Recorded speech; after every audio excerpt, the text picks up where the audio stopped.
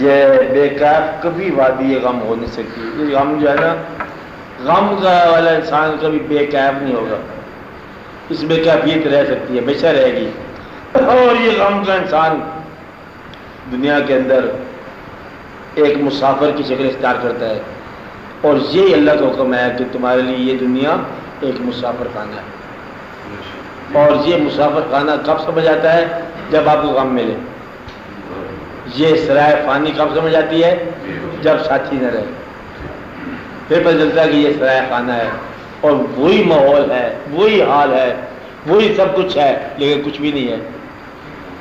تو یہ انسان کو جو سمجھاتی ہے. بات ہے نا چھبی صاحب. اس لیے دعا کرو کہ اللہ کریم جو ہے ہمارے ساتھ جو بھی مہربانیاں کر رہا ہے، ہمیں ان مہربانیوں کا حق ادا کرنے کی توفیق ملے، تاکہ ہم اللہ کے کاموں کی مصلحت کو سمجھنے کی کوشش کریں. یہ ضروری بات ہے.